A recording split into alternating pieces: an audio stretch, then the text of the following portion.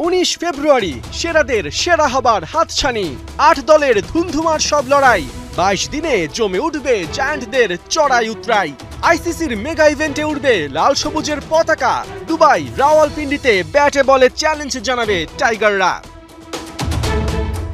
অবশেষে আইসিসির দেয়া ডেডলাইনে বাংলাদেশের প্রাথমিক স্কোয়াড ঘোষণা করল বিসিবি, যেখানে প্রথমবারের মতো আইসিসি ইভেন্ট থেকে বাদ পড়লেন সাকিব আল হাসান।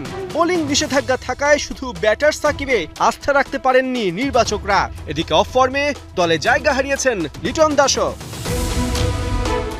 15 সদস্যের স্কোয়াডকে নেতৃত্ব দেবেন নাজমুল হোসেন শান্ত। টপ অর্ডারে তার সাথে আছেন পারভেজ হোসেন ইমন, তানজিদ হাসান তামিম আর সৌম্য সরকার।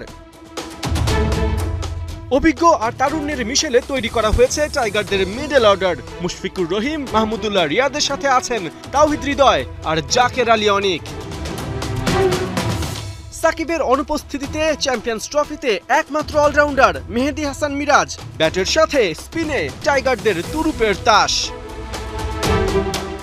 যদিও স্পিন ডিপার্টমেন্টে মিরাজ পাবেন ভালো support, leg spinner Rishad Hossain আর লেফট আর্ম স্পিনার হিসেবে আছেন নাসুম আহমেদ। 3 স্পিনারের বিপরীতে বাংলাদেশের চ্যাম্পিয়ন্স ট্রফি স্কোয়াডে গতির ঝড় তুলবেন 4 পেসার। তাসকিন আহমেদ, তানজিম হাসান সাকিবের সাথে প্রস্তুত মোস্তাফিজুর রহমান। তবে বড় নামটা নাহিদ রানা। প্রথমবারের মতো আইসিসি ইভেন্টে ঝড় তুলবেন বাংলার গতি তারকা। সব ঠিক থাকলে এই 15 জনই টাইগার জার্সিতে মাতাবেন মিনি বিশ্বকাপ খ্যাত চ্যাম্পিয়ন্স ট্রফি, যেখানে গ্রুপ পর্বের প্রথম ম্যাচ 20 ফেব্রুয়ারি দুবাইতে। প্রতিপক্ষ ভারত। বাংলাদেশের এরপরের গন্তব্য রাওয়ালপিন্ডি, যেখানে 24 ফেব্রুয়ারি নিউজিল্যান্ড আর 27 ফেব্রুয়ারি পাকিস্তানের মুখোমুখি হবে টাইগাররা। পার্থ বণিক, 71।